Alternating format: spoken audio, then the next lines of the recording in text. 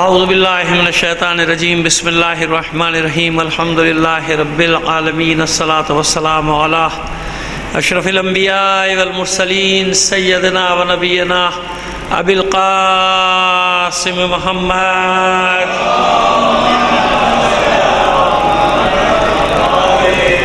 وآلہ الطیبین الطاہرین المعصومین ولعنۃ اللہ علی اعدائہم اجمعین من الآن الی قیام یوم الدین اما بعد فقد قال اللہ تعالی فی کتابہ المبین وہو اصدق القائلین وقولہ الحق بسم اللہ الرحمن الرحیم وَلَقَدْ بَعَثْنَا فِي كُلِّ أُمَّةٍ رَسُولًا أَنِ اعْبُدُوا اللَّهَ فَاجْتَنِبُوا الطَّاغُوتَ صلوات بھیجیے محمد آل محمد پر۔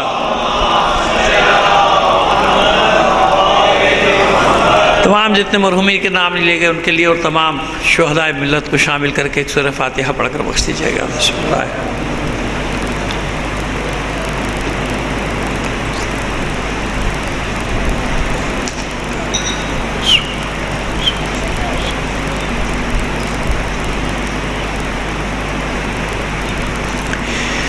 صلوات عنایت فرما دیجیے محمد آل محمد پر۔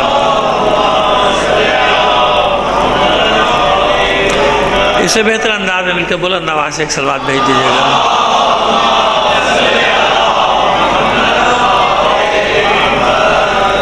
کل ہم نے گفتگو جہاں تک کی تھی اس کا 2 منٹ 3 منٹ میں خلاصہ کر دیتے ہیں، پھر بات کو آگے بڑھائیں گے کہ کوئی امت ایسی نہیں جس میں اللہ نے رسول نہیں بھیجے۔ وَلَقَدْ بَعَثْنَا فِي كُلِّ أُمَّةٍ رَسُولًا، کوئی امت ایسی نہیں، کوئی گروہ ایسا نہیں جس میں رسول نہیں بھیجا یا نبی نہیں بھیجا یا پیغمبر نہیں بھیجا، ہر ایک کو، تاکہ کسی پر کوئی حجت باقی نہ رہے، کوئی نہ کہہ سکے کہ ہمیں تو کوئی بتانے والا آئی نہیں تھا، ہمیں کوئی پیغام دینے والا آئی نہیں تھا، ہماری طرف تو کوئی ایسا نہیں آیا۔ قرآن مجید نے بتایا کہ نہیں، ہر ایک کی طرف آیا ہے، اور محور 2 ہیں۔ ٹھیک ہے، بہت ساری دعوتیں ہیں، جتنا ہم قرآن مجید کی آیات کی تلاوت کرتے چلے جائیں گے معلوم ہوتا چلا جائے گا کہ بھئی تزکیہ نفس، اخلاقیات بھی سب سے پہلی چیز ہے، ان کو اخلاقیات بھی سکھائی گئی، ان کو آداب بھی سکھائے گئے، ان کو تہذیب، تمدن، نظام، حکومت کیسے چلانی ہے، کیسے چلانی، یہ سب چیزیں ہیں، سب انبیاء نے بتایا اور کر کے بھی بتایا، پریکٹیکل بھی کر کے دیا۔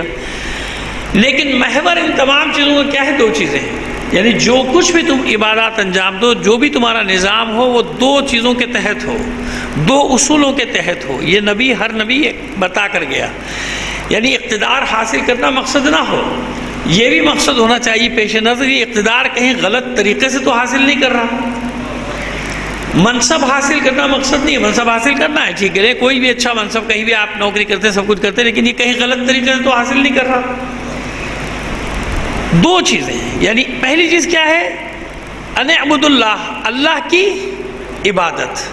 اب یہ عبادت کی آج تشریح کریں گے، کل تو ہم نے مختصر سا بات کی تھی آپ کے سامنے، آج بتائیں گے کہ عبادت ہے کیا، مفہوم کیا ہے عبادت کا، کیونکہ تمام تعلیمات کا نچوڑ ہے 2 چیزیں قرآن مجید میں، انبیاء کی جتنی بھی تعلیمات ہیں انبیاء کی، اور قیامت تک جو ہوگا وہ سب 2 چیزوں کے، اس کے تحت آئیں گی سب چیزیں۔ پہلی چیز کیا ہوگی؟ ان اعبدوا اللہ، کہ ہم نے انبیاء کو اس لیے بھیجا تاکہ وہ لوگوں کو بتائیں کہ اللہ کے سوا کسی کی عبادت نہیں کرنی ہے، اللہ کے سوا کسی کے آگے سر نہیں جھکانا ہے، صرف اللہ کی عبادت۔ عبادت کس کی ہوگی؟ قربتاً الی اللہ، عبادت صرف اللہ کی ہوگی۔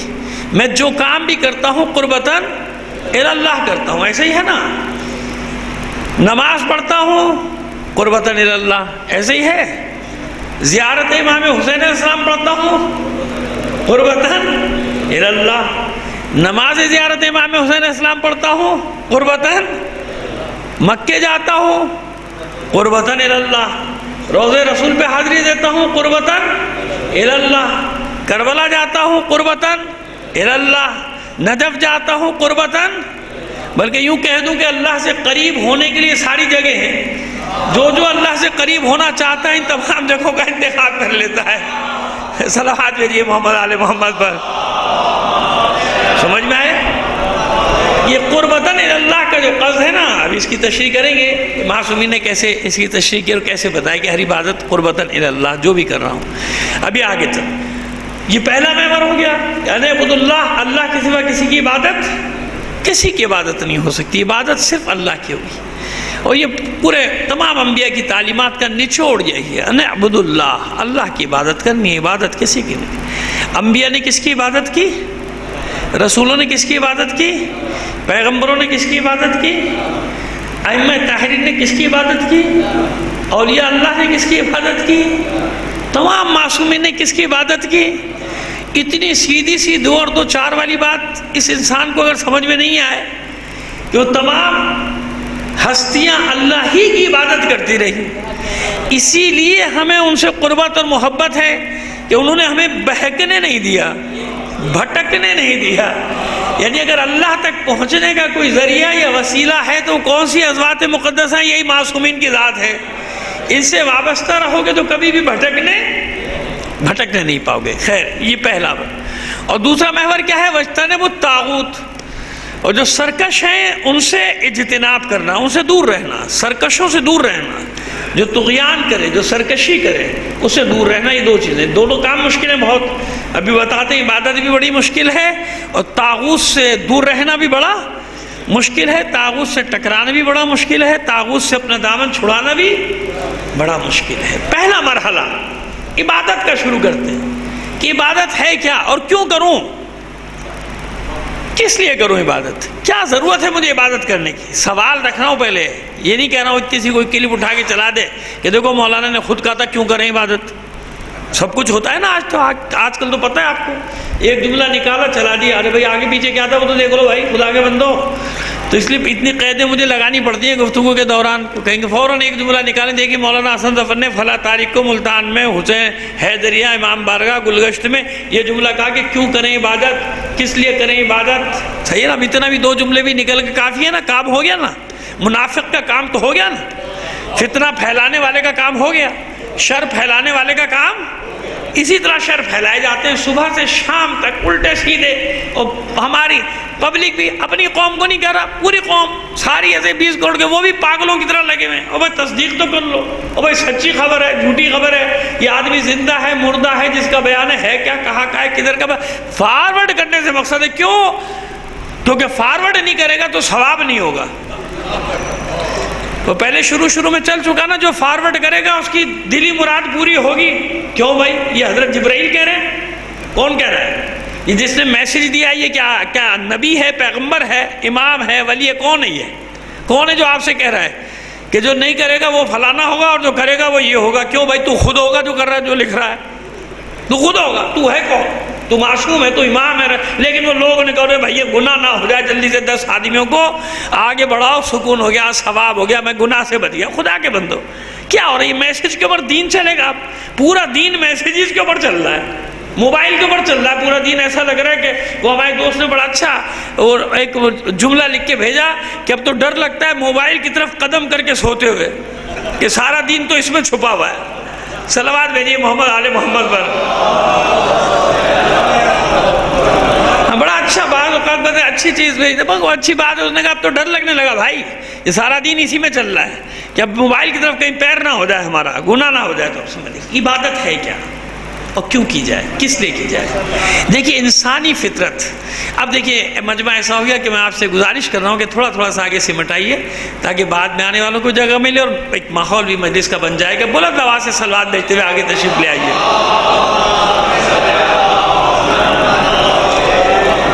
جزاک اللہ۔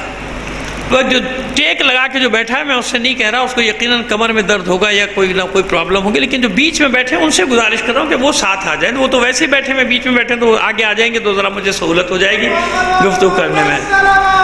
اللہ صلی اللہ۔ اور یہ بچے، بیٹا تمہاری بھی کمر میں درد ہے، چھوٹے چھوٹے بچے 12 13 سال کے، کمر میں درد ہے آپ لوگوں کی؟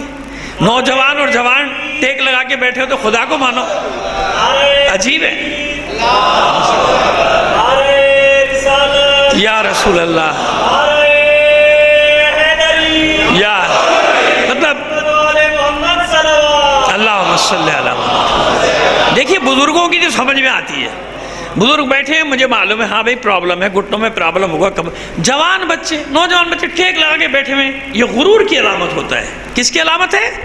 غرور، تکبر کی علامت۔ یہ فرش عزا ہے خدا کے بندو، اس فرش عزا پہ بیٹھا جاتا ہے، جس کی مجبوری ہے وہ کرسی پہ بیٹھا ہے نا، یہ ٹیک لگا کے بیٹھا ہے بزرگ آدمی، جوان نوجوان، یہ بچے چھوٹے ٹیک لگا کے بیٹھے۔ آپ کو بہت بڑے ترم خان ہیں، آپ کون ہیں؟ آپ یہ تکبر کی علامت ہے. ایک جگہ اور بھی میں لوگوں کو اسی طرح کہہ چکا ہوں کہ خدا کا خوف کرو، یہ فرش عزا ہے، امام حسین کا فرش ہے، یہ عزا کا فرش ہے.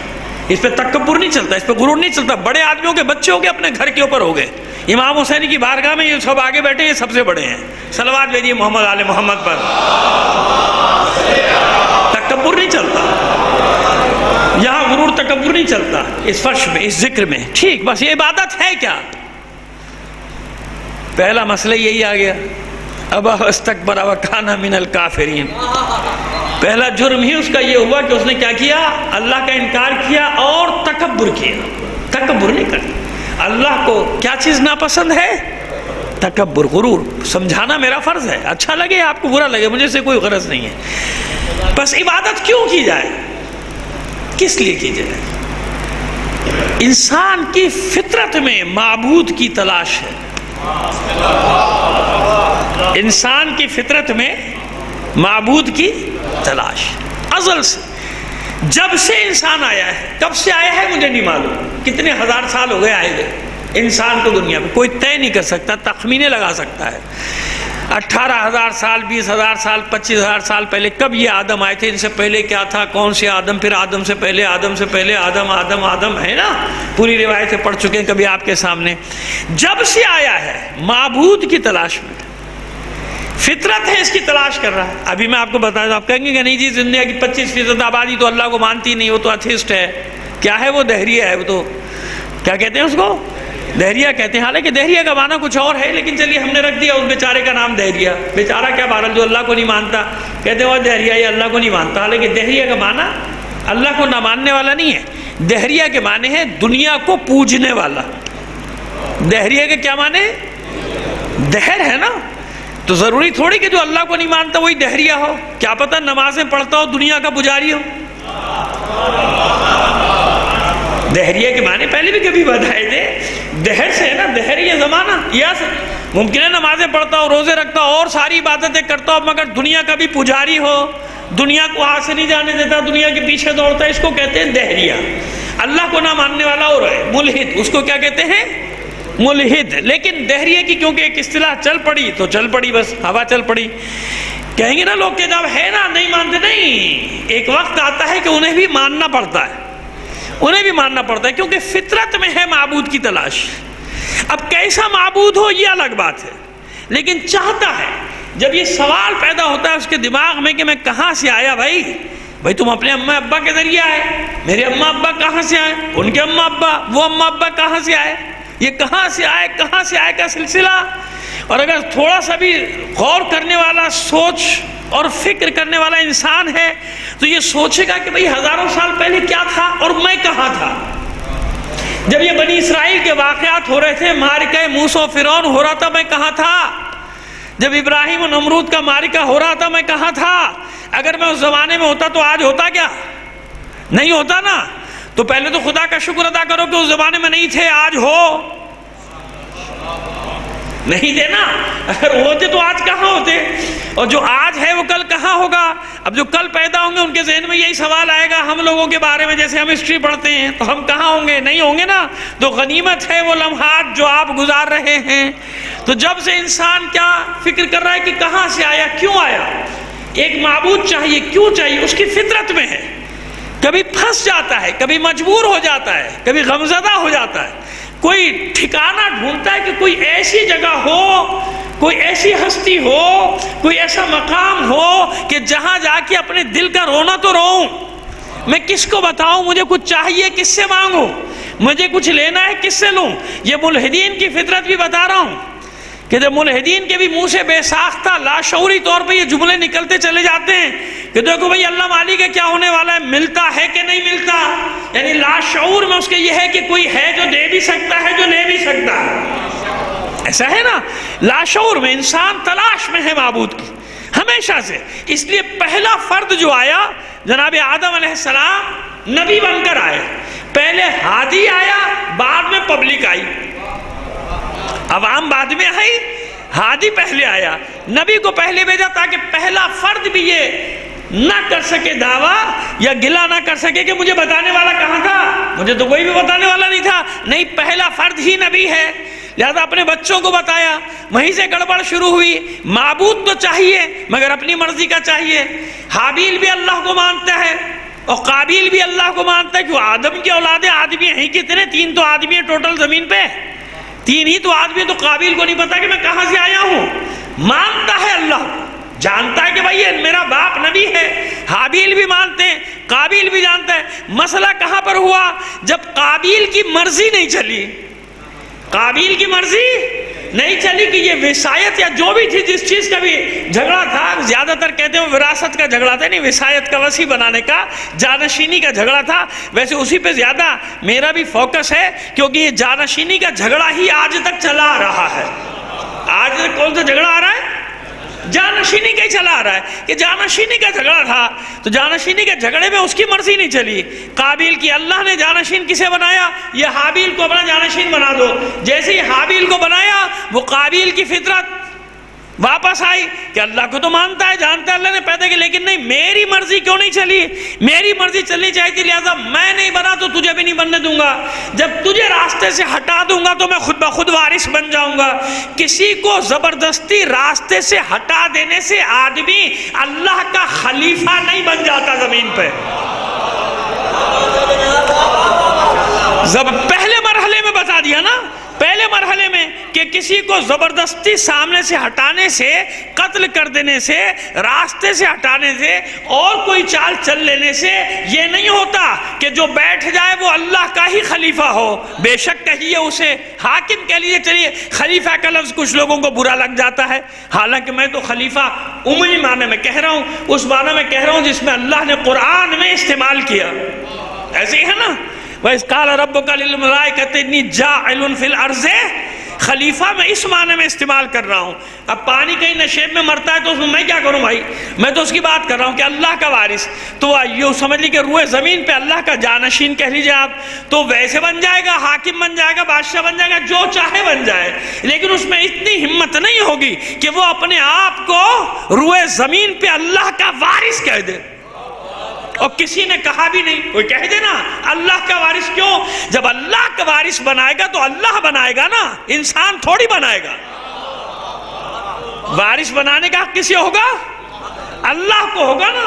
یہ چھوٹی چھوٹی سی باتیں ذہن میں رکھتے چلے جائیے، تو اللہ جب وارث بنائے گا تو اللہ بنائے گا، انسان تھوڑی بنائے گا۔ اب یہ آگے چل کر بتائیں گے کہ اللہ کیسے وارث بناتا ہے، کون ہے اللہ کے وارث، اور الحمدللہ انہوں نے خود بھی کہا کہ ہم ہیں زمین پہ وارث، اور قرآن نے بھی گواہی دی کہ کون ہوگا ہمارا وارث۔ قرآن بھی بتائے گا نا کہ ہمارا وارث کون ہوگا، قرآن بھی بتا دے گا۔ تو اب یہ وراثت کا جھگڑا ہوا، اس نے چاہا کہ زبردستی ہٹا دو، جب یہ ہٹ جائیں گے تو میں وارث بن جاؤں گا۔ نتیجہ کیا ہوا؟ حابیل کو تو عزت مل گئی قیامت تک کے لیے، کیا قابیل کو وراثت ملی؟ کیا قابیل کو جانشینی ملی؟ نہیں ملی، بلکہ قیامت تک کے لیے راندہ درگاہ۔ جتنے قتل ہوں گے قیامت تک روئے زمین پہ قابیل شریک۔ کیوں شریک؟ کیونکہ پہلا قتل اس نے کیا ہے نا۔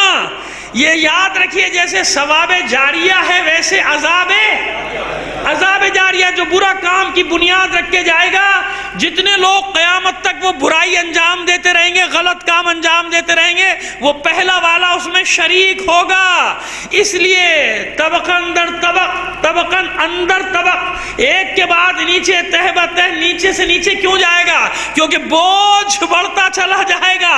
جتنے بے گناہ قتل کیے جائیں گے اتنا ہی اس کا عذاب بڑھتا چلا جائے گا۔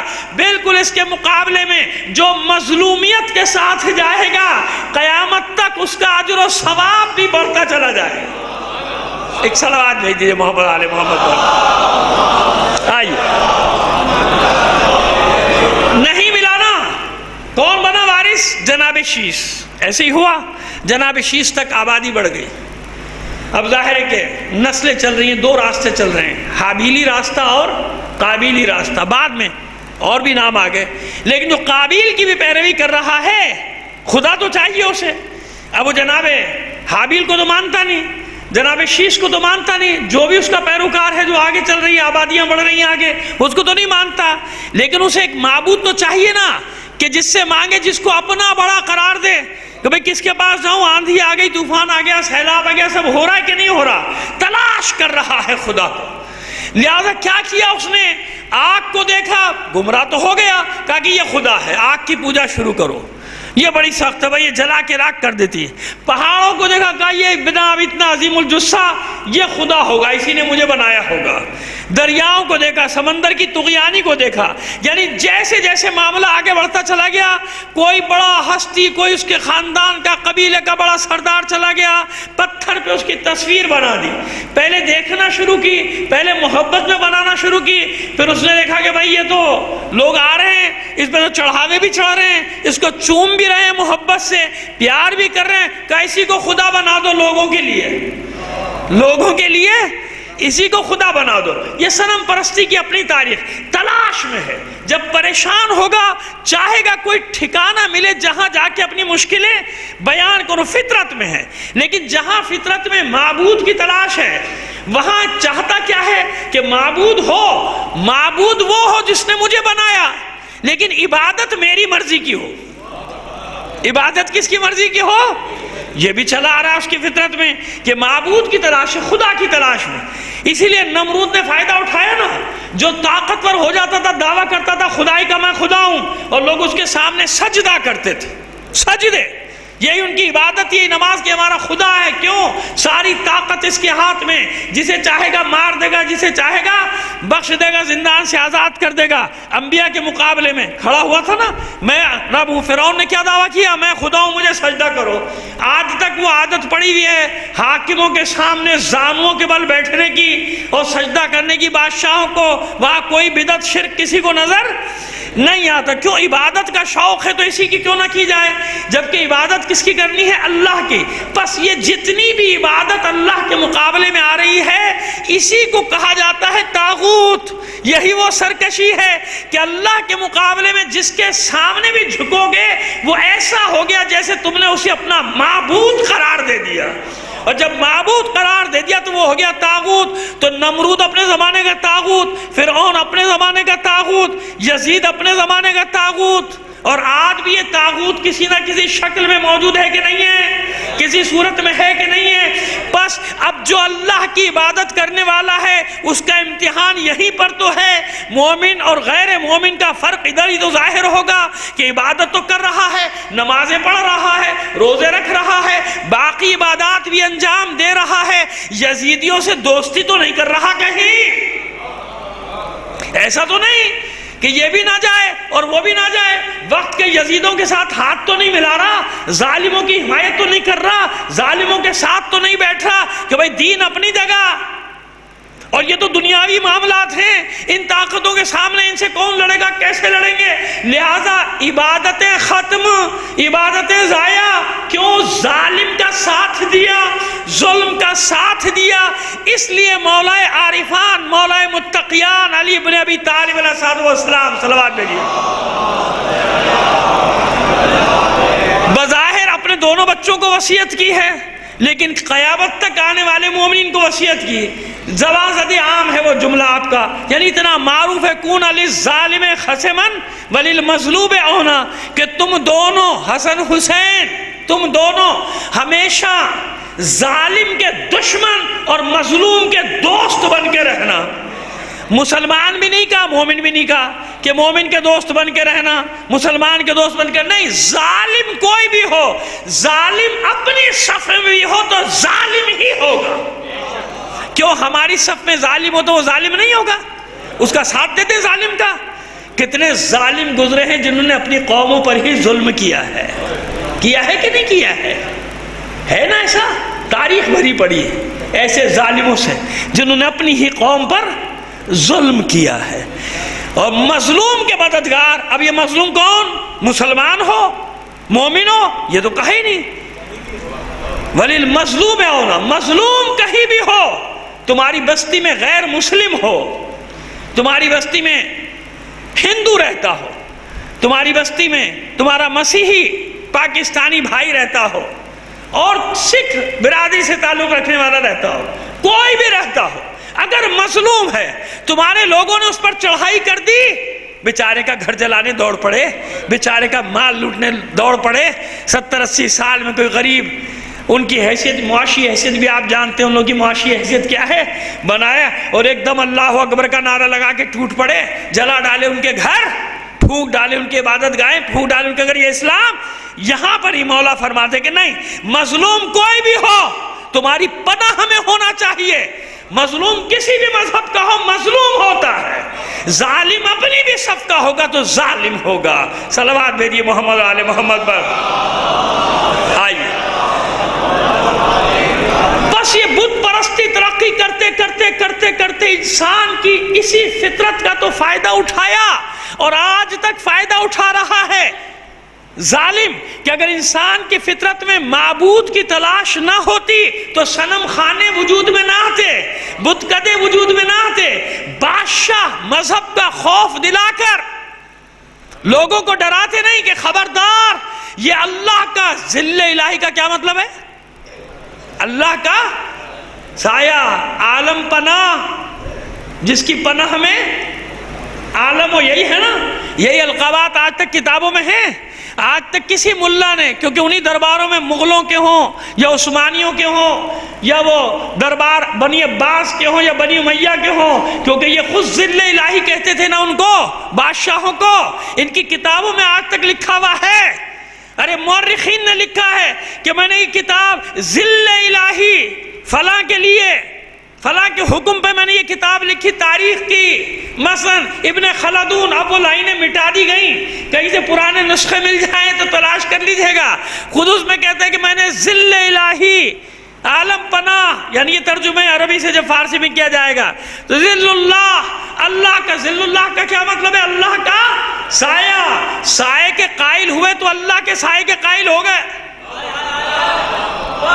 کہاں تک پہنچا دی بات کہ ذل اللہ، اللہ کا سایہ، ان کے اوپر میں لکھ رہا ہوں۔ تو اب آپ نے دیکھا کہ بادشاہوں نے کیسا مزاج بنا دیا تھا کہ دین کے ٹھیکیدار بھی، کیونکہ مفادات وہاں سے وابستہ تھے، جب کہنے لگے تو اس کو بھی اللہ کا سایہ کہا کہ جو بادشاہ ہے، حاکم ہے، یہ عالم پناہ، پورا عالم اس کی پناہ میں ہے، یہ اللہ کا سایہ ہے زمین پہ۔ کیوں؟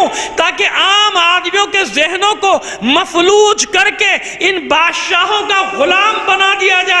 بادشاہ اس لیے دربار میں دین فروش ملاؤں کو رکھا کرتے تھے کہ ان دین فروش ملاؤں کے ذریعے سے لوگوں کو ڈرا کے ان پہ حکومت کی جائے کہ حاکم کی مخالفت اللہ کی مخالفت ہے۔ حاکم کی مخالفت کیا ہے؟ اللہ کی مخالفت۔ دین تمہارا خطرے میں گیا، ختم ہو گیا تمہارا دین، تم نے حاکم کی مخالفت کر دی۔ حاکم کیا ہے؟ کل ہی رات کو تو میں نے عرض کیا، کیا ہے؟ اولی الامر ہے۔ کیا ہے؟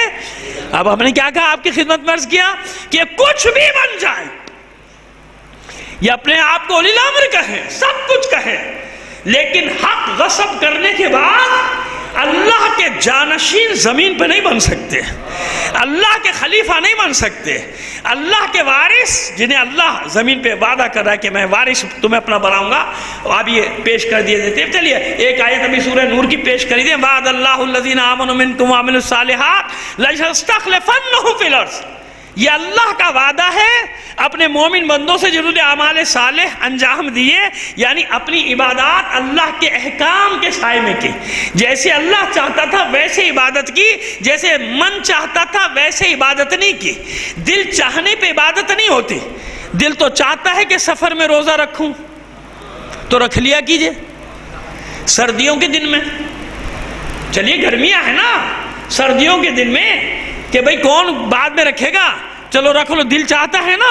جو روزے دار ہیں ان سے کہہ رہا ہوں، جو نہیں رکھتا اس کا دل تو کچھ بھی نہیں چاہتا، تو جو روزے دار ہے وہ کہتا ہے دل تو چاہتا ہے بھئی رکھ لو، سفر میں روزہ کیا حرج ہے، 12 گھنٹے کون سی بھوک پیاس لگ رہی ہے، ایئر کنڈیشن گاڑی میں بیٹھ کے جاؤں گا یا جہاز میں جاؤں گا یہاں سے کراچی، کون سا مسئلہ ہے، رکھ لو روزہ۔ لیکن دل کی بات تو نہیں مانی نا، عبادت دل کی مرضی کی نہیں ہے، یعنی عبادت دل کے کہنے پہ روزہ بھی رکھا تو اللہ کو قبول نہیں۔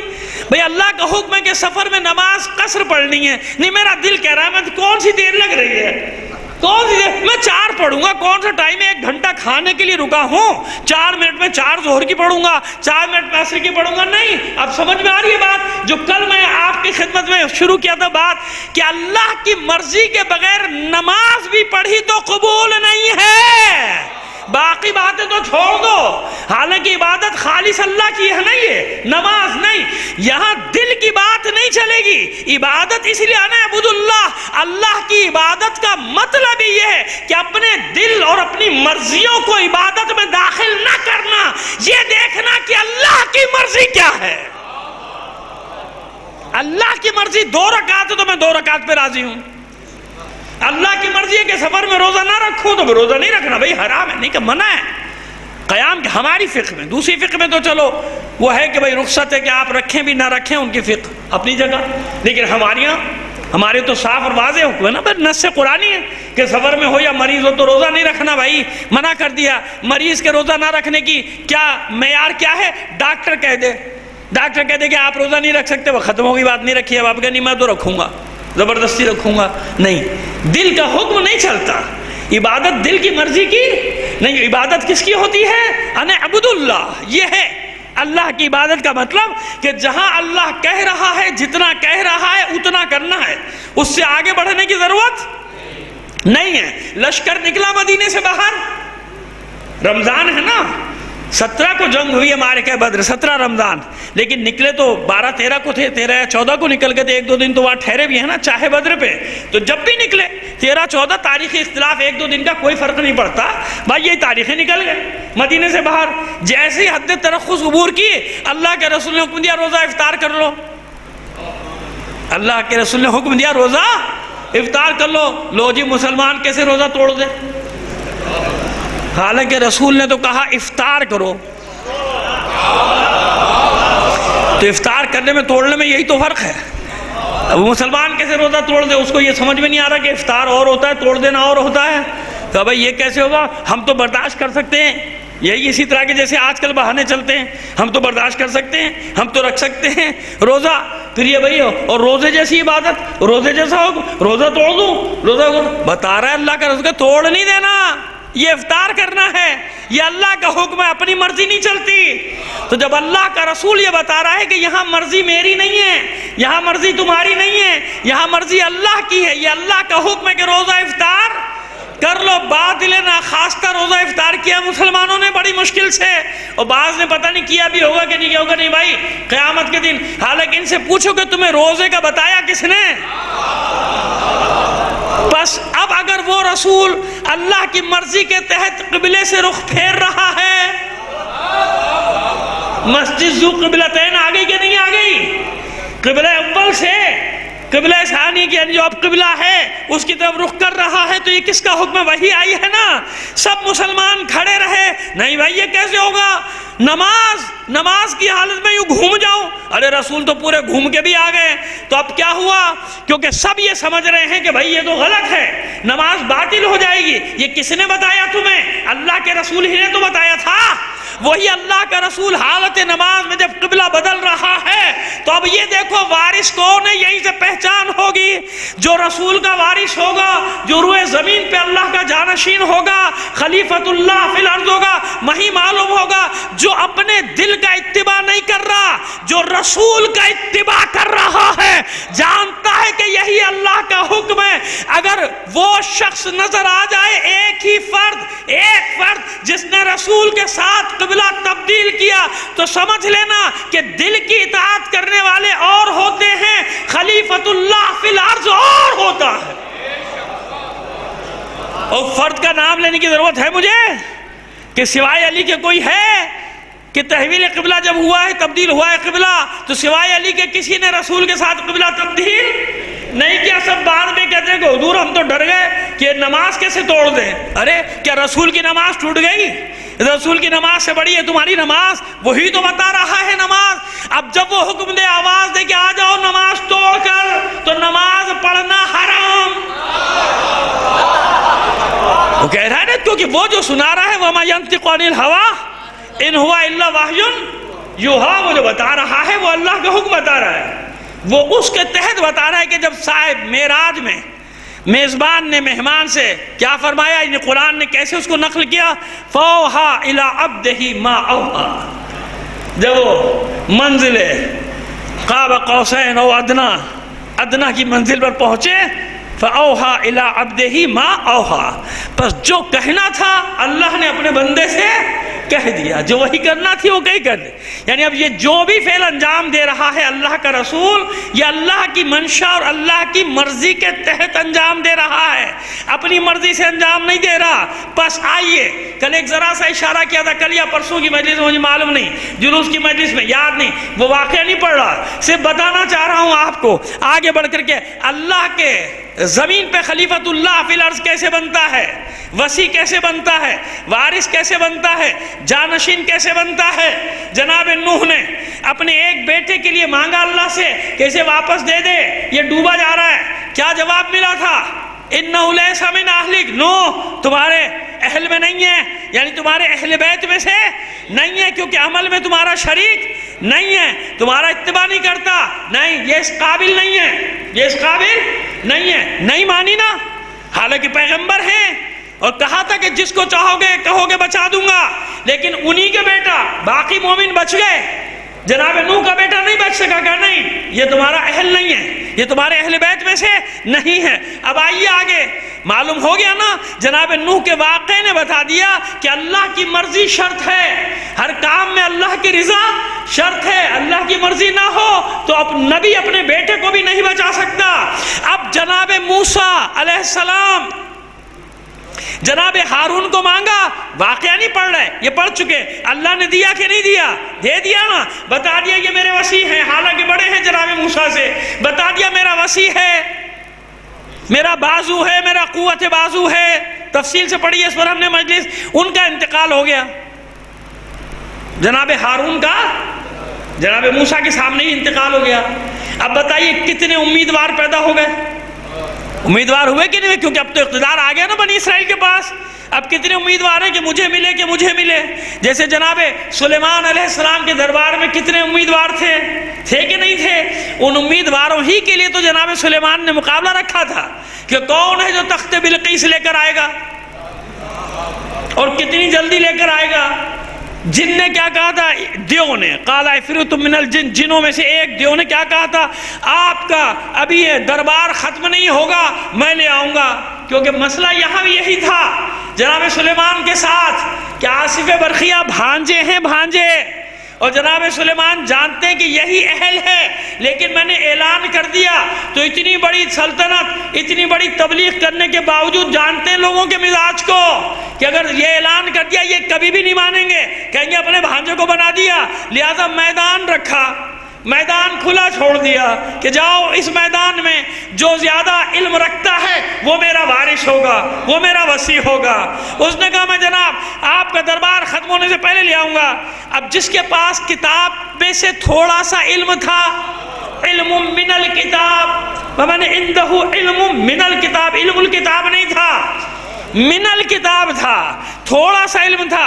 اس نے کہا اے سلیمان آپ کے پلک جھپکنے سے پہلے تخت بلقیس یہاں ہوگا، اور آ گیا.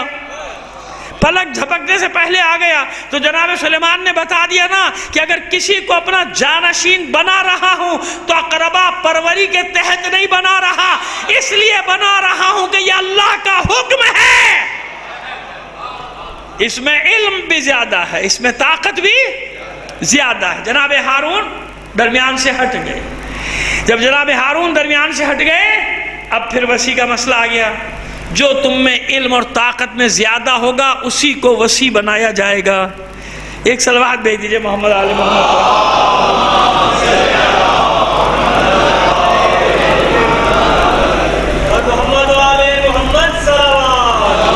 سنیے، اس کو بنایا جائے گا. اب یوشع بن نون کے آگے کسی کا چراغ نہیں جلا. اب یوشع بن نون کی وصایت کا اعلان ہوا اور گڑبڑ شروع ہو گئی. پہلے تو گھر کے اندر گڑبڑ شروع ہو گئی. پتہ ہے نا آپ کو، گھر کے اندر جناب صفورہ اہلیہ کس کی؟ جناب موسیٰ کی. بیٹی کس کی ہے؟ جناب شعیب، پیغمبر کی بیٹی اور پیغمبر کی اہلیہ. آپ یہ تو دیکھیے مثالیں کیسی کیسی ہیں تاریخ میں. ایک پیغمبر کی بیٹی جناب شعیب علیہ السلام کی صاحبزادی ہیں، جن سے اردو ہے نا بھائی، وہیں سے تو ساتھ آئی ہیں مدائن سے.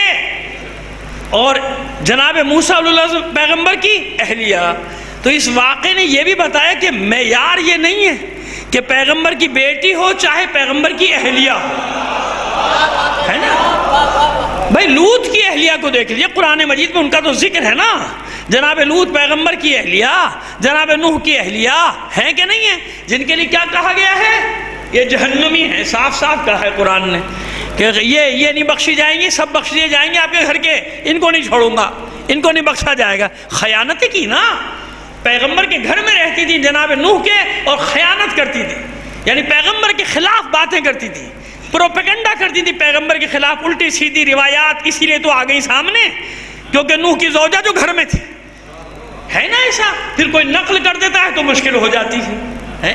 آپ کچھ بھی کہہ لیں، علی سے متعلق کوئی روایت گڑھ کے لیے آئیں ہیں تو کہیں گے فلاں کتاب میں لکھا ہے.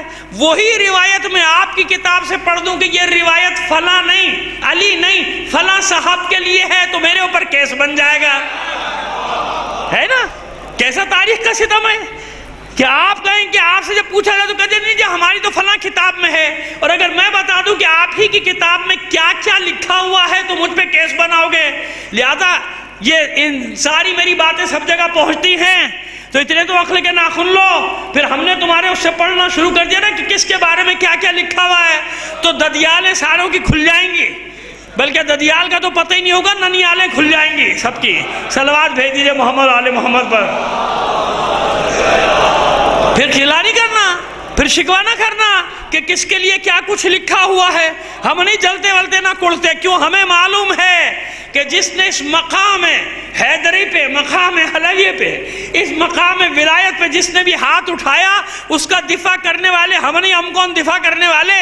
ہمارا تو خود دفاع وہ مولا کرتا ہے ہمارا، ہم اس کا کیا دفاع کریں گے؟ اس کے ولایت کے مقام کا دفاع کرنے کی ذمہ داری ہے اللہ کی. پہلے بھی نپٹتا رہا ہے، پھر نپٹ لے گا سب سے. صلوات بھیج دیجئے محمد آل محمد پر. ہوا ہے نا آج کل ایک مسئلہ چل رہا ہے نا آج کل ایک مسئلہ، تو میں نے اس لیے اشارہ کر دیا کہ گھبرانے کی ضرورت نہیں، کوئی پہلی بار تھوڑی ہوا ہے، ایسا ہوتا رہا ہے. کیوں؟ بغض اناد اور علی کا وہ کیسے سامنے آئے گا؟ نکل کر وہ اس طرح سامنے آ رہا ہے. تو یوشع بن نون کے مقابلے پہ کون کھڑا ہو گیا؟ جناب صفورہ. حالانکہ جناب موسیٰ نے جو بنایا اپنی مرضی سے بنایا کیا؟ جناب موسیٰ نے تو ہارون کو اپنی مرضی سے نہیں بنایا، خواہش تھی، دعا کی، اللہ نے قبول کر لی. اللہ سے پوچھے بغیر بنایا جناب ہارون کو اپنا دست و بازو؟ نہیں. پروردگار میرا بھائی مجھے دے دے. قال سنشد عضدک بأخیک. اور اللہ نے کہا جائیے، ہم نے آپ کے بھائی کے ذریعے سے آپ کے بازوں کو طاقت دے دی، ہے نا. یہ سورہ قصص میں اور سورہ طٰہٰ میں آپ سنتے ہی رہتے ہیں. وَاجْعَلْ لِي وَزِيرًا مِّنْ أَهْلِي هَارُونَ أَخِي أُشْدُدْ بِهِ أَزْرِي وَأَشْرِكْهُ فِي أَمْرِي كَيْ نُسَبِّحَكَ كَثِيرًا وَنَذْكُرَكَ كَثِيرًا قَالَ قَدْ أُوتِيتَ وَكُنْتَ بِنَا بَصِيرًا قَالَ قَدْ أُوتِيتَ سُؤْلَكَ يَا مُوسَىٰ. وہاں بھی یہی دعائیں ہیں، میرے بھائی کو دے دے، میری قوت مضبوط کر دے، میری پشت کو مضبوط کر دے، میرا شریک بنا دے، میرا مددگار بنا دے، تاکہ میں تیرا اور زیادہ شکر ادا کروں اور زیادہ تسبیح کروں. پروردگار نے دیا کہ نہیں دیا؟ جائیے دے دیا. لیکن مرضی اللہ کی ہے نا، خواہش جناب موسیٰ کی، یہ اللہ کی مرضی ہے کہ دے کے نہ دے، تو دے دیا. تو اب یہاں جناب موسیٰ جب یہ دوسرا مانگ رہے ہیں تو اپنی مرضی سے بنائیں گے. جب پہلا اپنی مرضی سے نہیں بنایا تو دوسرا کہاں سے اپنی مرضی سے نہیں بنائیں گے نا. بس جناب موسیٰ نے جسے بھی وارث بنایا یہ اللہ کی مرضی ہے، کیونکہ وصی بنانا نبی یا پیغمبر کا کام ہے. اللہ کے حکم سے نبی بتائے گا کہ وصی کون ہے، لوگ نہیں چھانٹیں گے کون ہے. لوگ جسے چھانٹیں گے وہ چھٹا وہی ہوگا. صلوات بھیج دیجئے محمد آل محمد پر.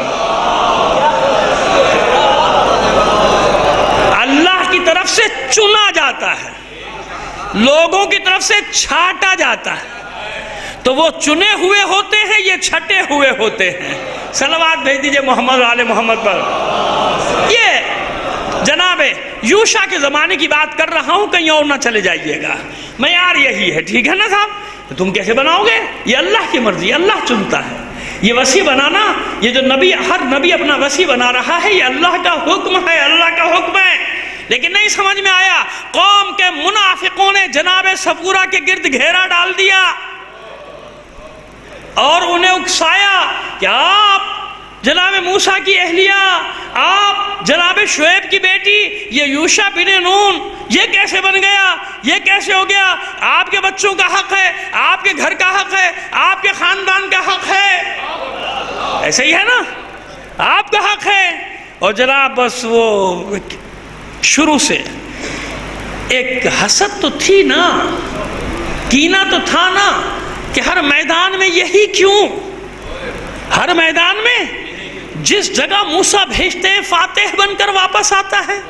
میں جناب موسیٰ اور یوشع کو پڑھ رہا ہوں، آپ سمجھ لیجئے، نام ہٹا کے رکھ دیجئے گا جگہوں پہ، آپ کو خود سمجھ میں آ جائے گا یہ ہر وقت یہ کیوں، اللہم صلی علی محمد، یہ ہر وقت یہی کیوں؟ جب گھر میں گھسو یوشع کا ذکر، جب گھر میں آتے ہیں یوشع کو لے کے، یوشع نے آج یہ فتح کر لیا، یوشع نے آج یہ فتح کر لیا، یوشع نے آج اس پہلوان کو پٹھانی دے دی، یوشع نے آج عمر ابن عبدود کا سر کاٹ دیا، یوشع نے آج مرحب کو قتل کر دیا، یوشع نے آج انتر کو مار دیا، یوشع سب چھوڑ کر چلے گئے، یوشع مجھے چھوڑ کر نہیں گیا۔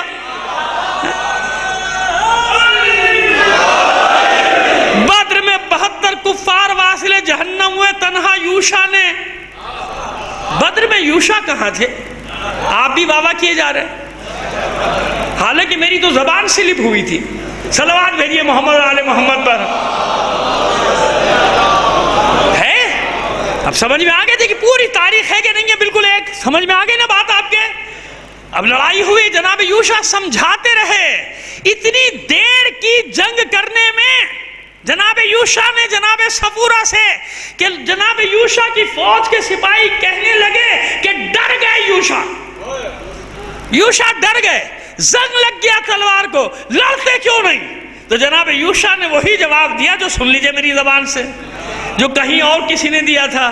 جناب یوشع نے کہا نہیں، بات یہ نہیں، میں چاہتا ہوں جنگ نہ ہو، ٹالنا چاہتا ہوں، جنگ کی ذمہ داری اپنے سر پہ نہیں لینا چاہتا، لڑائی کا مسئلہ نہیں، لڑائی کا فیصلہ تو ابھی ہو جائے گا، اور جب جنگ ہوئی تو چند گھنٹوں میں فیصلہ ہو گیا، جناب یوشع کے قبضے میں آ گیا سب کچھ۔ اب جناب یوشع نے سرداروں کو اکٹھا کر کے پوچھا کیا سلوک کیا جائے، کیا سلوک کیا جائے؟ بغاوت کی ہے، بغاوت۔ اب اولی الامر نہیں یاد آ رہا، اب یہ نہیں یاد آ رہا کہ جو حاکم وقت کے خلاف کھڑا ہو جائے اس کی سزا کیا ہے۔ باقی سب کے لیے یہ اصول ہے، علی کا نام آئے تو بھاگ جاتے ہو، سب کے لیے کہ جو وہ تو بادشاہ وقت کے خلاف، یہاں تک کہ بدبختوں نے یزید کو بھی اولی الامر بنا کے، تو حاکم وقت کے خلاف بغاوت کی تھی حسین نے، تو علی کیا تھے، علی کیا تھے؟ یہاں کے زبانے گنگ، یہاں کے تعویلات کا بازار گرم کرنا شروع کر دیتے ہیں۔ چلیے جناب یوشع تک ہی رہتے ہیں، باقی باتیں چھوڑ دیجئے۔ صلوات بھیجیے محمد آل محمد۔ پانی گرم ٹھنڈا ملا کے نا، بلند آواز سے ایک صلوات اور بھیج دیجئے گا۔ آئیے سمیٹ رہے بیان کو، سمیٹ رہے بیان کو۔ جناب یوشع نے پوچھا سرداروں سے کیا کیا جائے بھائی؟ سرداروں نے کہا ایک ہی سزا ہے بغاوت کی، سرکشی کی، قتل کر دیجئے، اور تو کوئی سزا نہیں ہے۔ جناب یوشع نے جواب دیا نہیں، مجھے حیا آتی ہے، مجھے حیا آتی ہے، میں یہ کام نہیں کر سکتا، کیونکہ یہ خاتون میرے پیغمبر، اللہ کے پیغمبر موسیٰ کے حرم میں رہی ہے۔ جناب یوشع نے احترام کیا نا، کہا مجھے حیا آتی ہے، یہ جانے اللہ جانے، لیکن مجھے حیا آتی ہے، نبی کی بیٹی ہے اور ایک نبی کے حرم میں رہی ہے، مجھے حیا آتی ہے، میں ان کے ساتھ یہ سلوک نہیں کروں گا، یہ جناب موسیٰ کے حرم میں رہی ہے۔ لہذا ان سے کہا جائیے بی بی، گھر جائیے، آرام سے بیٹھیے، اور یہ جنگ من کا خیال دل سے اب نکال دیجئے۔ تو کہتے ہیں کہ جب تک جناب صفورہ زندہ رہیں، روتی رہیں اس دن پر کہ میں یوشع کے مقابلے پر کیوں گئی تھی۔ اب آپ تک پہنچ گئی بات یا نہیں پہنچ گئی، آپ جانیں، آپ کا کام جانیں۔ صلوات بھیج دیجئے محمد آل محمد پر۔ بس میں ختم کر رہا ہوں بیان کو۔ تو اگر اللہ روئے زمین پہ اپنا وارث بناتا ہے تو یا نبی ہے یا نبی جس کو بنائے گا، تو نبی جس کو بھی بنائے گا وہ کون ہوگا؟ وہی خلیفۃ اللہ فی الارض ہوگا، چاہے ظاہری طور پہ مسند پہ بیٹھے یا نہ بیٹھے۔ کتنے انبیاء کو ظاہری حکومت ملی ذرا بتائیے گا، کتنوں کو ملی؟ 3 4 5 6 7 8 کتنوں کو؟ تو جن کو نہیں ملی تو کیا وہ خلیفۃ اللہ فی الارض نہیں تھے نا خلیفۃ اللہ فی الارض؟ اور جب وقفہ ہوا جناب اسماعیل اور پیغمبر ختمی مرتبت صلی اللہ علیہ وآلہ وسلم کے درمیان اس سرزمین پر، ادھر نہیں، بنی اسرائیل کے انبیاء فلسطین اور یہ جتنی بھی سرزمینیں ہیں اس طرف بنی اسرائیل کے 70,000 نبی آتے رہے، مگر آخری پیغمبر تک کا یہ وقفہ رہا، تو کیا اسماعیل کے بعد ان کا کوئی وصی نہیں تھا؟ اسماعیل کے بعد اس سرزمین کو خالی چھوڑ دیا گیا؟ اللہ کے گھر کا کوئی والی وارث نہ تھا؟ کہیں گے ہاں تھے نا، مگر کفار قریش تھے، انہوں نے بت لا کے رکھ دیے تھے، تو اللہ کے گھر میں بت رکھنے والے وارث کب ہو گئے؟ وہ جانشین کب بنیں گے؟ وارث کی میں نے شرط بتا دی کہ اس کے ہاتھ میں چابی ہو یا نہ ہو، اقتدار ہو یا نہ ہو، پہچان یہ ہے کہ جب بھی دین پر وقت پڑے گا نکل کر وہی آئے گا۔ تو جب ابرہہ نے حملہ کیا تو پتہ چلا کہ وارث ہے کون؟ جن کے ہاتھ میں چابیاں تھی خزانوں کی وہ تو سب بھاگ گئے، عبد المطلب میدان میں ڈٹے رہے یا نہیں؟ تو عبد المطلب کو اعلان کرنے کی ضرورت نہیں، عمل نے بتا دیا کہ وارث ابراہیم کون ہے، وارث اسماعیل کون ہے۔ تو بس قیامت تک یہ اصول ہے، جب بھی قیامت تک دین پر وقت پڑے گا تو یہ نہ دیکھنا کہ حرم میں کون بیٹھا ہے، حرم میں تو ابو جہل بھی بیٹھا تھا اور پتہ نہیں کتنے ابو سارے بیٹھے تھے، جن کا کسی کا ابا نہیں تھا، سب وہیں پہ بیٹھے تھے۔ صلوات بھیج دیجئے محمد آل محمد پر، یہ مت دیکھنا۔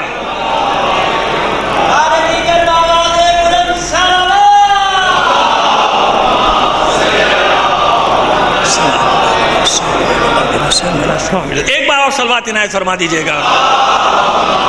جتنے بھی ابو بیٹھے ہوئے وہ نہ دیکھنا، ان سے کچھ نہیں ہوتا، آیا کون نکل کے۔ تو بس اب ختم کر رہا ہوں بات، دنیا ایک کفر، کتنے مکار ہیں یہ لوگ، ان سب ابو سے سیکھا ہوا ہے انہیں، جتنے ابو جہل کے قبیلے کے تھے نا ان سب سے کارستانی سیکھی ہے کہ جب حق پہ وار کرنا ہو تو پہلے اس مقام پہ قبضہ کر لو جس سے لوگوں کی عقیدتیں وابستہ ہیں۔ کعبے میں بیٹھ کے اپنا کاروبار کرتے تھے نا سارے، مکے میں بیٹھ کے کاروبار کرتے تھے نا سارے، کعبے سے ہی سارا مال پیدا کرتے تھے، وہیں چڑھاوے چڑھتے تھے، وہیں اپنے بت رکھے، تو اس وقت تقدس کی نشانی تھا، تقدس کی نشانی تو تھا نا، کیونکہ اللہ کا گھر تھا۔ لہذا کیا کیا؟ ہر زمانے میں کفر، شرک، نفاق، یہ تینوں اکٹھا ہو کر آئیں گے، اور کس راستے سے آئیں گے؟ اسی راستے سے آئیں گے جس راستے سے لوگوں کی عقیدتیں وابستہ ہوں گی۔ ایسے ہی ہے نا، وہیں جمع ہوں گے، مقدس جگہوں کا نام استعمال کریں گے یا نہیں کریں گے؟ بس تمام انبیاء کی تاریخ دیکھو اور آج کا زمانہ دیکھو، رسول کو کعبے سے نکلنا پڑا کافروں کے قبضے کی وجہ سے کہ یہ ہمارا ہے کعبہ، ہمارے باپ دادا کا ہے۔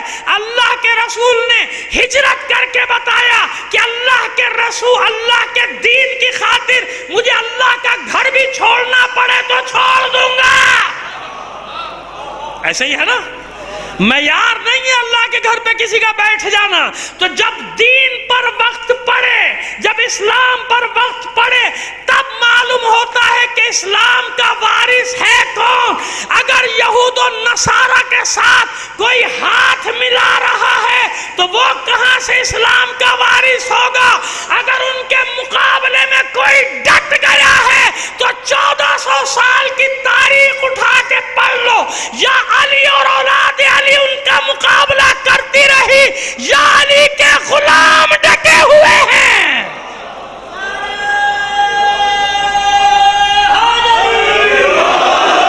آج تو دودھ کا دودھ اور پانی کا پانی ہو گیا، الگ الگ ہو گیا۔ کسی بھی مقدس مقام پر بیٹھ جاؤ، جگہ بنا لو، لیکن جو کفر کے مقابلے میں کھڑا ہے اسی کو حق ہے، اسی کو اس وعدے پر یقین ہے کہ اپنے مومن بندوں کو روئے زمین پہ اپنا وارث بناؤں گا۔ یہ معیار ہے کہ کفر اور طغیان سے، طاغوت سے لڑ کون رہا ہے، طاغوت سے دوستی کس کی ہے اور طاغوت سے دشمنی کس کی ہے۔ طاغوت کسے اپنا اسلام پڑھا رہا ہے؟ بھئی یہ اصلی اسلام ہے جو میں پڑھا کے جا رہا ہوں، پڑھانے آیا تھا نا، طاغوت پڑھا کے گیا نا اسلام، اور کسے اپنا دشمن بتا رہا ہے۔ تو خدا کا شکر ادا کرو کہ اس زمانے کا طاغوت تمہارا دشمن ہے۔ اگر کوئی نیک اور شریف لوگ تمہارے دشمن ہوتے تو پھر اپنے تم بارے میں سوچتے کہ یہ مومن اور یہ شریف، یہ نیک لوگ ہمارے دشمن کیوں ہیں؟ لیکن نہیں، خدا کا شکر ہے، معیار یہ ہے نا کہ جب کچھ سمجھ میں نہیں آئے تو اپنے مخالف کو دیکھا کرو کہ میرا مخالف کون ہے، صحیح ہے؟ نہیں، الحمدللہ، سفاک ترین درندے، دہشت گرد، خوارج، یہود و نصارہ کے ایجنٹ، یہود و نصارہ ان کے سرپرست، تو جتنا شکر ادا کرو کم ہے کہ الحمدللہ ہماری دشمن شیطانی طاقتیں، ان شیطانی طاقتوں کا ہمارا دشمن ہونا ہی یہ بتا رہا ہے کہ ہم حق پر ہیں، ورنہ ہمارے ہی خلاف اتحاد کیوں بھائی؟ یہ سب طاقتوں کا ہمارے خلاف اتحاد کیوں بن رہا؟ کیونکہ سب کے سب کیا ہیں؟ باطل ہے نا۔ اس لیے گھبرانے کی بات نہیں، ڈرنے کی بات تھوڑی، یہ تو فخر کی بات ہے۔ اور اوسط بھی جہاں ختم کر رہا ہوں، زندگی رہی یہیں سے کل انشاءاللہ بات کا آغاز کریں گے۔ ابھی اور مثالیں بھی دیتے چلے جائیں گے کہ کس طرح سے انبیاء کے ساتھ 10 15 20 25 آدمی ہوتے تھے، بس اس سے زیادہ نہیں ہوتے تھے، اوسط آج بھی وہی نکلے گا۔ حالانکہ اکثریت جانتی تھی لوگوں کی کہ ابراہیم حق پر ہے، حق پر ہے، جانتے تھے، لیکن نمرود کا خوف، ایک خوف ایک لالچ، دو ہی چیزیں ہوتی ہیں۔ کچھ لوگ ڈرتے تھے، کچھ لوگوں کے مفادات تھے، مال ملتا تھا نا نمرود کے یہاں سے، اور یا پھر ڈرتے تھے کہ بند کر دے گا، مروا دے گا، زندان میں ڈلوا دے گا، قید میں ڈلوا دے گا، سختیاں کرے گا، زمین چھین لے گا، مکان چھین لے گا، نوکری ختم کر دے گا، یہی ہے نا، یہ خوف ہے۔ اور کا خوف ہے؟ یہ خوف ہے کہ بھئی مصیبت میں نہ آ جاؤں کہیں میں اور میرے بچے، اور یا پھر لالچ ہے، ایجنٹ بنا ہوا ہے، بیٹھا ہوا ہے ان کے پاس، فائدے اٹھا رہا ہے۔ یہ تو سب آسان سی سامنے کی باتیں صبح شام آپ کے سامنے آ جاتی ہوں گی، الحمدللہ۔ اب تو مومنین خود بھی اتنے سمجھدار ہیں، ہر چیز ان کے سامنے آ جاتی ہے، پتہ چل جاتا ہے کون مفادات کی وجہ سے، کون بزدلی کی وجہ سے، ہے نا دونوں طبقے۔ تو ایسا نہیں تھا، جانتے تھے کہ ابراہیم سچ کہہ رہا ہے، مگر ہمت نہیں تھی ساتھ دینے کی۔ کیوں؟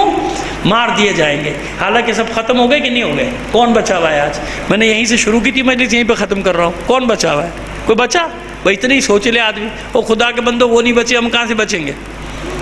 اتنے بڑے بڑے لوگ جنہوں نے پہاڑوں کو تراش کے انہی میں گھر بنا دیے تھے، جن کے آثار آج تک دنیا میں جگہ جگہ باقی ہیں، ایسے گھر آج بھی نہیں بنا سکتا کوئی جیسے اس زمانے میں ان قوموں نے بنا دیے۔ اتنے ترقی یافتہ، گھمنڈ کرتے تھے ایسے مضبوط، یہ پہاڑوں کے اندر ان کو کون گرائے گا، ان کو کیسا عذاب آئے گا، سب ختم ہو گیا نا، کچھ بچا نہیں بچا۔ احرام مصر عبرت کی کہانیاں سنا رہے ہیں کہ نہیں سنا رہے؟ عبرت کی داستان کے بنانے والے تھے تم جیسے تھے بھائی، ان کا ساتھ دینے والے بھی تھے، ان سے دشمنی کرنے والے بھی تھے۔ دشمنی کرنے والوں کو اللہ نے عزت دے کے زندہ رکھا، چاہے وہ تھوڑے سے ہی صحیح، چند لوگ تھے موسیٰ کے ساتھ، اور ان کو عبرت کا نشان بنا دیا۔ یہی ہر دور کی کہانی ہے، یہی آج کی کہانی ہے۔ اپنے آپ کو آج میں دیکھنا ہے، میں کس جگہ کھڑا ہوں، میں کہاں کھڑا ہوں۔ میں مر جاؤں گا، کوئی نہیں مارے تب بھی میں مر جاؤں گا۔ روز جنازے اٹھتے ہیں، نہیں دیکھتے؟ روز اٹھیں نا جنازے، عمر کی قید نہیں ہے۔ شیرخوار بھی مرتا ہے، رحم مادر میں بھی مرتا ہے، پیدا ہوتے ہی مر جاتا ہے، 1 مہینے کا مرتا ہے، 1 سال کا مرتا ہے، کوئی قید ہے؟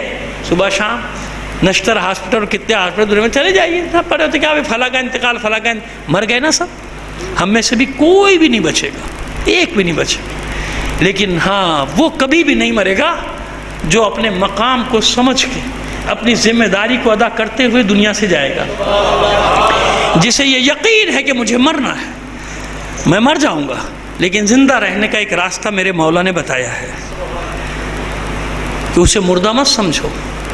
جو اللہ کے راستے میں گیا، دین کے راستے میں گیا، وہ زندہ ہے، وہ مرا نہیں ہے۔ جو انسان کی خدمت کر کے جا رہا ہے، لوگوں کی خدمت کر کے جا رہا ہے، مرے ہوئے تو وہ لوگ ہیں زندہ لاشیں جنہیں تم زندہ سمجھ رہے ہو، یہ چلتے پھرتے لوگ مرے ہوئے ہیں، جن کو احساس نہیں، جن کے پاس احساس نہیں ہے۔ جن کے پاس جذبات نہیں، جن کے پاس انسانیت کا درد، جن کے پاس انسانیت کا درد نہیں. ہمیں اپنے آج کو دیکھنا، میں آج ہوں کل نہیں ہوں گا. کیسے جاؤں؟ جانا تو ہے، کیسے جاؤں؟ سرخرو رہ کر تو جاؤں. مرنے کے بعد مخالف بھی یہ تو کہے نا کم سے کم کہ بھائی کچھ بھی تھا، ہم مخالف ضرور تھے مگر تھا مرد، تھا اپنی بات کا پکا تھا، اپنے اصولوں کا پکا تھا، اپنے موقف پر قائم رہنے والا تھا، اپنے موقف سے. اور پھر جب موقف حق کا ہو تو اس سے بڑی دلیل مجھے اور آپ کو اور کیا چاہیے کہ ہم حسین کے ساتھ ہیں؟ کس کے ساتھ ہیں؟ اس سے بڑی کوئی دلیل ہے؟ اس دلیل والے کو تو ڈرنا ہی نہیں چاہیے، ویسے ہی نہیں ڈرنا چاہیے. یہ حسین کا وعدہ ہے نا، یہ مولا کا وعدہ ہے. جو ان کے نام پر جاتا ہے اسے وہ مرنے نہیں دیتے. سب سے بڑے طاغوت سے ٹکرایا ہے حسین. یعنی فرعون و یزید، فرعون و نمرود کا نام بھی ماند پڑ جاتا ہے یزید کے آگے. اور آج بھی کسی کو حاکم کو کہنا ہو تو کہتے ہیں یہ یزید ہے، یعنی یزید اتنا بڑا ہے کہ آج بھی اس کے مقابلے کا طاغوت نہیں ہے. ان کو کہتے ہیں یہ وقت کے یزید، اس کا مطلب یزید استعارہ ہے، یزید علامت ہے، یعنی اس جیسا کوئی تھا نہیں. اس نے کیا کیا اور حسین نے کیا کیا؟ چند جملے. اس نے یہ کیا، ظاہر ہے جن لوگوں نے کلمے پڑھے تھے فتح مکہ کے وقت پوری تاریخ جانتے کہ انہوں نے کیسے کلمے پڑھے تھے، کیا کلمے پڑھے تھے. ایک کتنا بڑا مسلمان تھا. مسلمانوں کچھ تو انصاف سے کام لو. خود ہی لکھ رہے ہو کتابوں میں کہ جب سر حسین پہنچا ہے دربار میں تو یہ ملعون ایک خاص کیفیت میں تھا، یعنی نشے کی حالت میں تھا. مجھ سے تو لفظ لیتے بڑی مشکل ہوتی ہے ممبر سے. نشے کی حالت میں تھا اور تشت طلا میں سر حسین رکھا ہوا تھا. اپنے خیال میں جو سب سے بڑی توہین کر سکتا تھا نا یہ وہ کی ہے. عزادارو بس اس سے بڑی توہین اور کیا ہو سکتی؟ اس کے ہاتھ میں چھڑی تھی، اس چھڑی سے بے ادبی کرتا تھا. پڑھنا بھی بڑا مشکل ہے اس چیز کو. اس سے بڑی کوئی توہین ہو سکتی؟ اور دیکھ رہے ہیں سید سجاد، ثانیہ زہرا، سکینہ، ام کلثوم سامنے کھڑے کونے میں دربار میں، اور دیکھ رہے ہیں کہ کیا ہو رہا ہے سر حسین کے ساتھ. ان لبوں کے ساتھ جن لبوں پہ رسول اپنے لب رکھا کرتے تھے. مسلمان کہتے ہیں اس کو، مسلمان کہتے ہیں اس کو جو یہ کہہ رہا ہو چھڑی مارتے وقت کہ آج میرے باپ دادا زندہ ہوتے تو کتنے خوش ہوتے، اور یقیناً ان کی روحیں خوش ہو رہی ہوں گی کہ آج میں نے بنی ہاشم سے بدر و احد کے اپنے مقتولین کا بدلہ لے لیا. کون ہے بدر و احد کے مقتولین؟ کنہیں مارا ہے؟ حسین نے. حسین نے نہیں، حسین کے بابا نے. جاؤ نام جا کے پڑھو. عتبہ بن ربیعہ کس کا باپ تھا، کس کا دادا تھا، کس کا نانا تھا؟ عتبہ ابن ربیعہ، شیبہ ابن ربیعہ. ولید کس کا بیٹا تھا، کس کا بھائی تھا؟ جاؤ تاریخ میں جا کے تلاش کرو، تمہیں پتہ چلے گا کہ کن کو کہہ رہا ہے، اپنے باپ دادا کو. تو یہ مسلمان ہے؟ نہ کوئی فرشتہ آیا تھا، نہ کوئی کتاب اتری تھی. اقتدار کے لیے بنی ہاشم نے ڈھونگ رچایا تھا. ایسا آدمی تخت خلافت پر بیٹھا تھا اور مسلمان کہتے تھے اولی الامر ہے، خلیفۃ المسلمین ہے، خلیفۃ الرسول ہے، جو کہہ رہا ہے صحیح کہہ رہا ہے. اس لیے حسین کھڑے ہوئے تھے، اس لیے سب کچھ گوارا کیا کہ اگر حسین قیام نہ کرتے قیامت تک ہر فاسق و فاجر اپنے آپ کو خلیفۃ الرسول کہلاتا.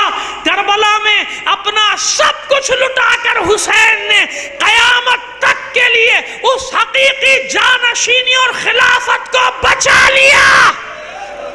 پھر بنو امیہ کے خلیفہ کہلائے، خلیفۃ الرسول نہیں، پر بنی عباس کے خلیفہ کہلائے، رسول کے نہیں. پھر عثمانیوں کے خلیفہ کہلائے، رسول کے نہیں. آج بھی کسی میں ہمت ہے لکھ دے اپنے آپ کو خلیفۃ الرسول. اس وقت تک لکھا جاتا تھا، کہا جاتا تھا کہ یہ خلیفۃ الرسول. حسین نے سب کچھ دے کر یہ کیا. ظاہری طور پہ اہانت ہوئی، اسی سے ڈرتے ہیں نا آج ہمارے کچھ صاحبان علم کہ اگر سچ بات بتائی لوگ بے عزتی کریں گے، لوگ گالیاں دیں گے، لوگ برا بھلا کہیں گے، لوگ تانے دیں گے۔ کیوں؟ تمہاری عزت زیادہ ہے یا حسین کی؟ لوگوں سے ڈرتے ہو؟ آل رسول سے زیادہ معزز خاندان ہے کائنات میں؟ بتا دو، ہے کوئی؟ کسی کی بیٹیاں زینب و ام کلثوم سے زیادہ محترم ہے؟ کسی کے بچوں میں علی اکبر جیسا بیٹا ہے، اون محمد جیسے بیٹے ہیں؟ کسی کے سر کی چادر زینب کی چادر سے قیمتی ہے؟ کسی کے سر کی دستار وہ امامہ جو حسین کے سر پہ ہے رسول کا، اس سے زیادہ قیمتی ہے؟ جو حسین ہی کے خون میں رنگین ہو گیا ہے کوئی اس سے قیمتی؟ لیکن حسین نے اعلان کیا ہے ہاتھ من الذلہ، بعید ہے۔ تم چاہتے ہو ہماری اہانت کرو؟ نہیں، بہت بعید ہے ذلت ہم سے۔ جس واقعات کو اللہ کی راہ میں، کیونکہ قربانی دے رہا ہے نا حسین، جن واقعات کو دنیا نے اس لیے بپا کیا یا جو کام کیے اہانت کرنے کے لیے، توہین کرنے کے لیے، کیونکہ اللہ کی راہ میں یہ سب گوارا کر رہی تھی آل رسول، تو اللہ نے انہی اہانت کے واقعات کو قیامت تک کے لیے عزت کے واقعات بنا دیا۔ تم میری خاطر دے رہے ہو یہ قربانیاں، میں اسی چیز کو تمہارے لیے عزت بنا دوں گا۔ اہل علم کو یہ پیغام ہے کہ ڈرو مت، سچ بولتے ہوئے نہیں ڈرو۔ کیا کریں گے؟ مجھے گالیاں دیں گے، سوشل میڈیا پہ میرا مذاق بنائیں گے، میری عزت کیا ہے؟ میں آج ہوں کل نہیں ہوں۔ صرف اس لیے خاموش ہو جاؤں، لوگوں کو ہدایت کے راستہ نہ دکھاؤں، صحیح بات نہ بتاؤں، ڈر جاؤں لوگوں سے؟ یہی ہو رہا ہے نا آج۔ تو پھر سوچو حسین کی عزت کتنی ہے۔ بیٹھ جاتے نا، بڑے بڑے معززین بیٹھے رہے نا گھر میں، مدینے میں بیٹھے رہے، مکے میں بیٹھے رہے، بصرے میں بیٹھے رہے، نہیں آئے کون پڑے جھگڑے میں اپنی عزت بچاؤ۔ حسین نے تو ایسا نہیں کیا، کیونکہ حسین جانتے ہیں کہ اللہ کی راہ میں جو بھی قربانی دوں گا وہی عزت بن جائے گی، وہی عزت بن جائے گی۔ ایسے ہی ہے نا، بازاروں سے گزارنا اور بازاروں سے گزرنا کوئی معمولی بات ہے؟ بس چند جملے اور زحمتیں میں نے تمام کی، چند جملے۔ کوفے میں لوگوں کا اژدہام ہے، اژدہام، جتنے در و بام، بلکہ جتنے یہ بالا خانے جن کو ٹیرس آپ انگلش میں کہہ دیتے ہیں، یہ سب بھرے ہوئے، مرد عورتیں بچے، بازار کھچا کھچ بھر رہا۔ اس میں علی و بطول کی بیٹیاں جا رہی ہیں، علی و بطول کی بیٹی، سروں پہ چادریں نہیں ہیں، ہاتھ پسے پشت بندے ہیں، بالوں سے اپنے چہرے کا پردہ کیا۔ ایک وجہ بتا چکا ہوں نا، ایک تو پردہ، اور دوسرے شہزادیوں کو یہ بھی گمان ہے، یہ بھی خوف ہے بلکہ کہ ایسا نہ ہو کوئی کوفے کی عورتیں پہچان لیں کہ یہ تو کوفے کی شہزادی زینب ہے۔ بابا کے ساتھ کتنا عرصہ رہی ہے کوفے میں ثانیہ زہرا، مگر جب کوفے میں داخل ہوا یہ قافلہ تو ثانیہ زہرا نے سپاہیوں سے کہا کہ ان سروں کو، ان نیزوں کو جن پہ شہداء کے سر آگے لے جاؤ، تاکہ لوگ سروں کو دیکھنے میں مشغول ہو جائے، ہماری طرف سے توجہ ہٹ جائے۔ اتنا سننا تھا کہ حکم دیا گیا ہر ناقے کے ساتھ نیزہ لگاؤ، تاکہ جو کسی مقتول کے سر کو دیکھے ایک بی بی کے سر پہ بھی اس کی نگاہ پڑے۔ پس اس عالم میں بڑھ رہے ہیں آگے، زینب کے ناقے کے پاس ایک بی بی آئی اور زینب کے کانوں میں آواز آئی، کوئی بی بی آواز دے رہی ہے حسین حسین حسین۔ تڑپ اٹھی زینب اپنے بھائی کا نام سن، دیکھا اس بیوی کو ناقے کی بلندی سے، پوچھا کس حسین کو پوچھ رہی، کس حسین کو ڈھونڈ رہی؟ اس نے اس اسیر خاتون کو دیکھ کر کہا، بی بی میرا بچہ حسین قیدیوں کا تماشا دیکھنے آیا تھا، کھو گیا، اسی کو ڈھونڈ رہی ہوں۔ ثانیہ زہرا نے ایک ٹھنڈی آہ بھر کے کہا، جا تیرے حسین سے یہ دکھ نہیں دیکھا گیا، جا گھر چلا گیا، تجھے گھر میں مل جائے گا۔ بڑی حیرت سے اس بی بی نے اس اسیر خاتون کو دیکھا کہ اسے کیا معلوم کہ میرا بچہ گھر میں گیا کہ نہیں گیا، لیکن خیر تصدیق کی خاطر گھر میں آئی تو گھر میں کیا منظر دیکھا کہ چھوٹا سا بچہ تکیے میں منہ دے کے رو رہا ہے، ہچکیاں بندھی ہوئی ہیں، دوڑ کر لپٹایا اپنے آپ سے، میرے لال میرے بچے کیا ہوا، تو تو قیدیوں کا تماشا دیکھنے گیا تھا۔ وہ بچہ کہتا ہے میری ماں کاش میں نہ گیا ہوتا، کاش میں تماشا دیکھنے نہ گیا۔ اماں تو کہہ رہی تھی کہ باغیوں کے سر ہیں، یہ باغیوں کے سر نہیں ہیں۔ اماں خود بتا کہ باغی کا سر کیا نو کے نیزہ پہ قرآن کی آیات پڑھ سکتا ہے؟ بیٹا کیا دیکھ کر آ رہا ہے تو؟ کہ اماں اچھا ایک بات اور بتا، کیا 6 مہینے کا بچہ بھی لڑ سکتا ہے؟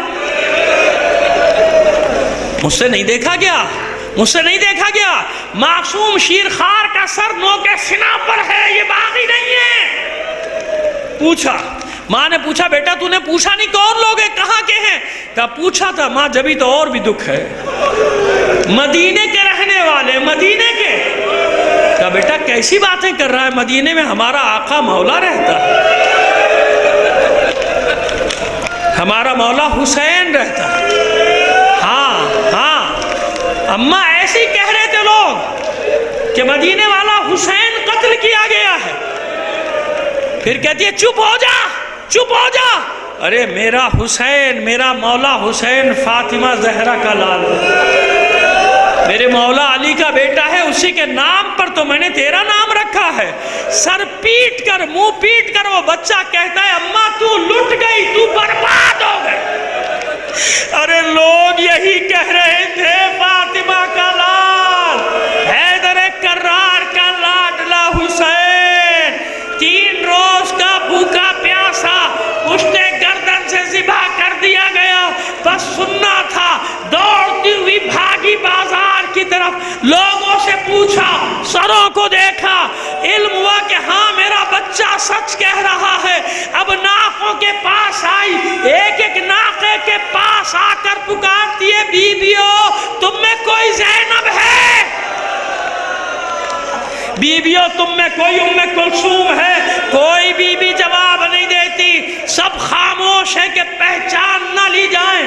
اسی ناقے کے پاس آئی جس ناقے سے اسے جواب ملا تھا، اسی بی بی سے کہتی ہے بی بی تجھے قسم دیتی ہوں تیرے مقتول حسین کی، بتا تو کون ہے، کون ہے؟ پس اب زینب سے بھی نہ رہا گیا، پشت ناقہ سے آواز دی ام حبیبہ بھول گئی نا، بھول گئی نا، کہا تھا نا تجھ سے ام حبیبہ ایسا نہ ہو ہم تیرے مہمان بن جائیں، تو پہچان بھی نہ سکے۔ سر پیٹ کر ام حبیبہ کہتی ہے شہزادی یہ میں کس عالم میں دیکھ رہی ہوں؟ ثانیہ زہرا فرماتی ہے چھوڑ ان باتوں کو، اگر کچھ چادریں لا سکتی ہے تو جلدی سے لے آ، ہمارے سروں پہ ڈال دے۔ دوڑی دوڑی گئی، روتی چلاتی، کچھ چادریں لے کر آئی، پھینکنا شروع کی ناخوں پر، ابھی سروں تک پہنچی نہیں تھی کہ نیزے آگے بڑھے، ان چادروں کو کھینچنا شروع کر دیا۔ اللہ لعنت اللہ علی القوم الظالمین وَسَيَعْلَمُ الَّذِينَ ظَلَمُوا أَيَّ مُنْقَلِبٍ يَنْقَلِبُونَ۔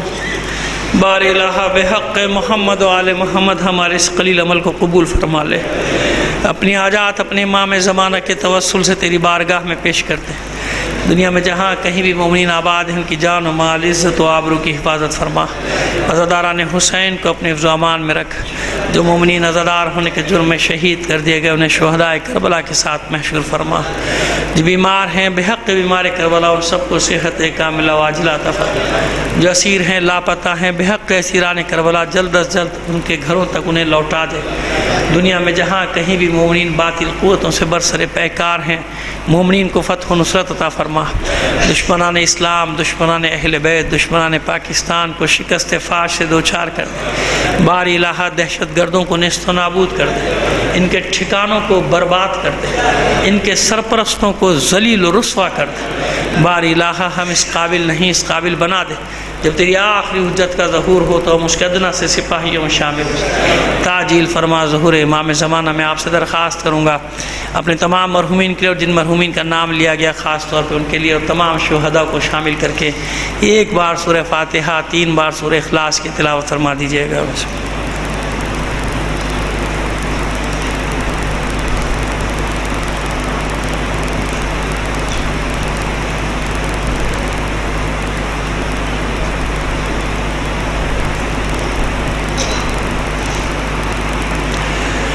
اللهم اغفر للمؤمنين والمؤمنات والمسلمين والمسلمات الأحياء منهم والأموات تابع اللهم بيننا وبينهم بالخيرات إنك مجيب الدعوات إنك على كل شيء قدير برحمتك.